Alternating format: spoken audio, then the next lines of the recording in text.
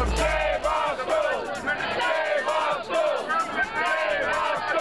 chancellor, new teachers' tenure guidelines, and a new list of school closings. Find out how these changes will affect your students' education. This and so much more in our first edition of NTV.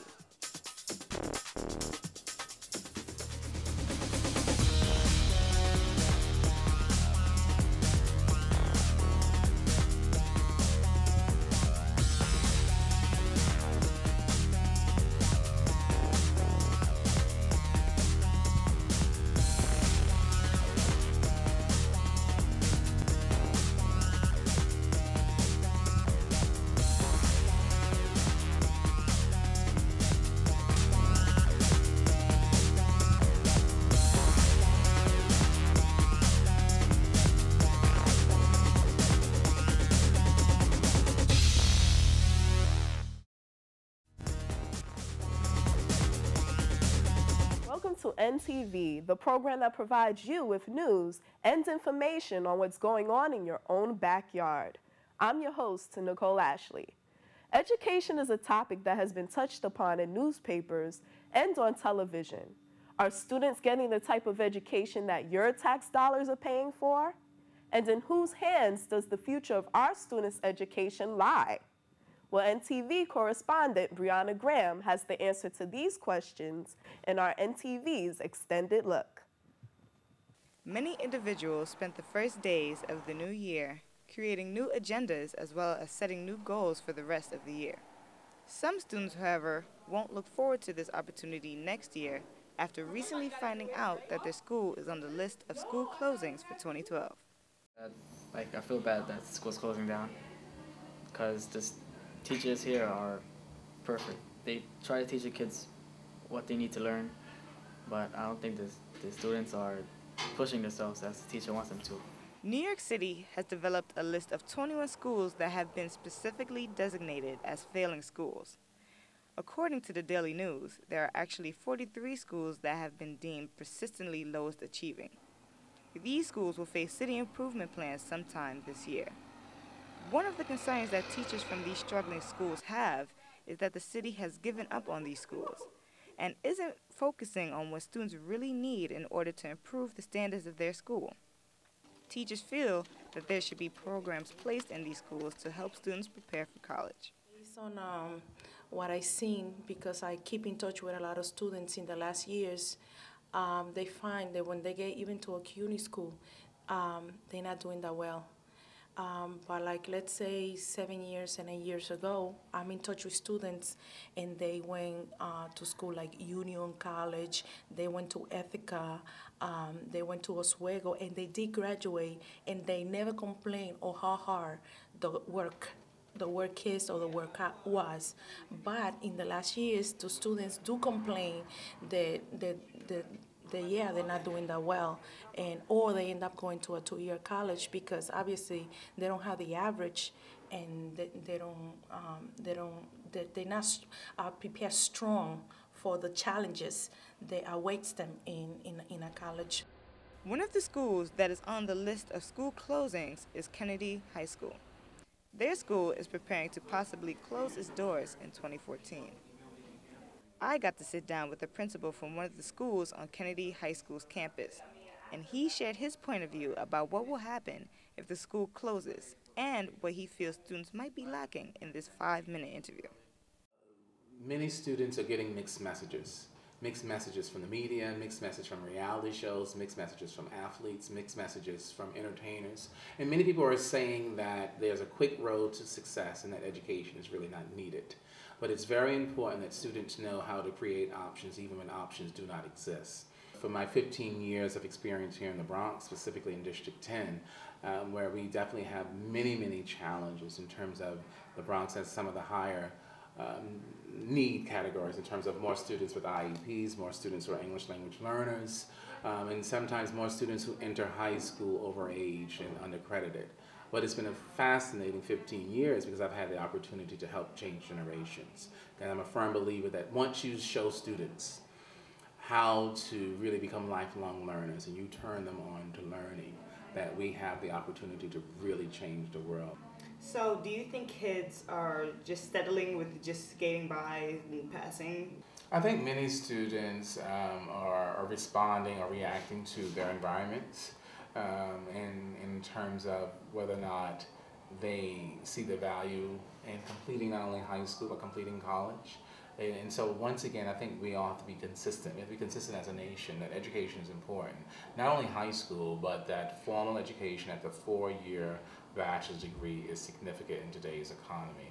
And that really should be the foundation that we're looking at. So that, once again, I'll go back to that we need to change the compulsory age and compulsory education laws that require students to do more than just get a high school diploma at this stage of game. There's a lot of antics and unruliness, at least in my school. Sure. And there's a really bad relationship between the students and staff. And I think that contributes to the culture. And so I don't think there's one person to blame. Sure. Of course not. But I think that the culture of the school is a huge part of why these kids aren't getting the education they need, at least in my school. And I think that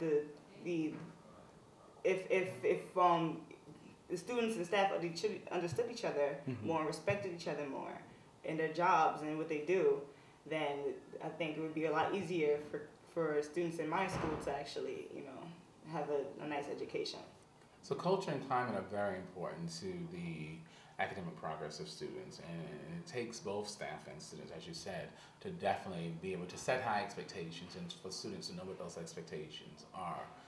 An academically rigorous environment, I think, helps to curtail the antics that you're talking about.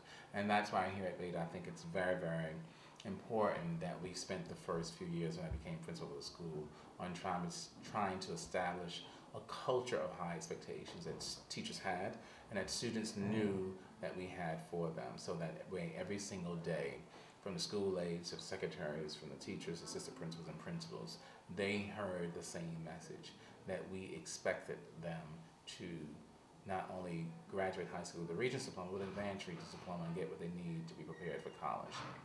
Now that doesn't happen with 100% accuracy, but when you really make it the goal that that is the culture of the school that you want, then more students really believe it. And so I think the culture and climate is very important. And it does take both work on the students and staff part to respect each other and make sure that we're all on the same page of doing what's best for the education of children. What do you think about the future of education? I think we're still realistically far behind the 8 ball because we're still moving at a slow pace when it comes to technology. We're not allowing students enough to really show what they know and really to learn through their strengths in the digital age. And so where I think we should be heading in terms of an education is students being more self-directed with the tools that we have, because we wait on the adults who are really further behind. The kids are more advanced than we are when it comes to using many of these new age technologies and these gadgets. And so we need to have a shift. We need to really have a shift in terms of how students are being taught. And until that shifts happen, I'm really afraid that we're going to always be behind the 8 ball in terms of other developed nations. So I think that while more technology and more information is being readily available, the future of education needs to shift to where we really are allowing students to be innovative and be self-directed with their learning. What is your most positive memory that you have while working in the education system? My most positive memory. There are many. There definitely are many, and I can think right now. There's a young lady, Karina Richards, who's a graduate of Kennedy High School, and who I taught when she was in 10th grade. And Karina was dead set on going into physical therapy. She knew as a 10th grader, physical therapy is what she wanted. She had already researched a college, and she knew what she needed to get there. She was accepted into college, and she went and she worked through. She came from a single parent home, but she did what she needed to do academically to be prepared for college, and she not only went and got her bachelor's, but she also got her master's. And so when I think about the willingness when some particular students have it made up in their minds, and then giving them the structure and the resources they need to succeed, I know that more Karina Richards exists in the Bronx, and I'm committed to making sure that we can get more students to not only finish high school but be college ready. How do you feel about Kennedy closing in 2014? Officially? Possibly. Yeah. Possibly closing. It's a very, very difficult conversation, because for the first 10 years of my profession was spent at Kennedy.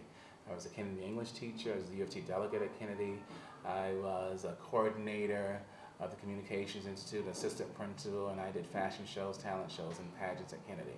So every day I walk into the building, I still feel a part of Kennedy, even though I'm the principal of Beta. It's very, very difficult to remain actually as a principal in one of the small schools and to even contemplate the demise of Kennedy. So that really is a difficult decision. It's not completely final yet. I know that we have to do better in terms of the results, and I know that some progress was being made, just not being made fast enough. But in the end, we need to really do what's best for children, and so difficult decisions that have been made will take some time to really be understood and accepted, but I'm all for doing what's best for children and how do we move forward and make what's best for children a priority. These school closings are not the only issues that have parents and educators concerned. Newly elected school chancellor Kathy Black spent her first days in office last month visiting one school from each of the 5 boroughs. Critics believe that this is not enough. A handful of teachers feel the same way. They say that she has very little experience in the education field and suggest that she may not have what it takes to save closing schools. I followed the story quite closely since Mayor Bloomberg announced that she was going to be the school's chancellor. And I'm sure she's a very bright, capable woman. She has a very successful track record. But her whole career has been spent in the print media. She doesn't even have a master's degree. I wouldn't be allowed to walk into my room if I didn't have a master's degree as a teacher. Yet here's a lady who's got just a bachelor's degree, not in education. She herself went to Catholic school, not public school. She had 2 daughters that she sent to private boarding school in Connecticut. She even made a statement that said, I don't know if my daughters were young now, if I would send them to public school.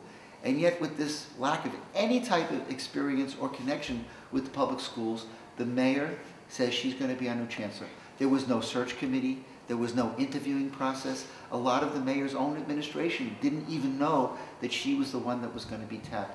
And I think all that we see in the news of parents and teachers complaining and picketing says she's not a very popular candidate.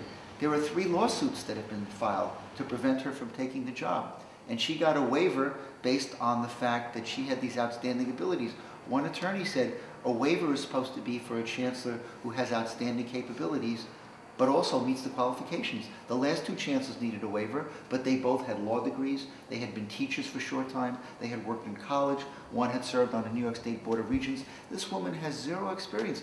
If she has the job, I wish her the best. But do I think she's qualified? I would say, based on her track record, no. Many of the students' feelings about their school closings are synonymous with the faculty's opinions. They feel that the city has already classified their school as troubled and does not recognize the good qualities and achievements that many of the students have accomplished. I feel like the DOE is being very unfair when they're making decisions like this, especially since they already decided to close these schools down. Some of them are English learners and some of them are special education, and when they get picked by a lottery or when they don't get picked by a lottery, that hurts them in their education. It's not giving them a fair chance. You planned this to happen. It's the DOE's fault that we're in this situation right now. The DOE has us using our school as a place to shove students in who have sadly been pushed out of their schools. This has been a key method into making Kennedy a low-performing high school, year after year. Where will future English language learners and special needs students go if John F. Kennedy High School no longer exists? This can potentially increase dropout rates of students long-term. Another method that the DOE has strategically put in place would be our principal, Lisa Love. She, who has been appointed by the DOE, has a reputation of closing schools. Why would you bring in a closer instead of a principal administrator who is focused on and motivated to fixing our schools?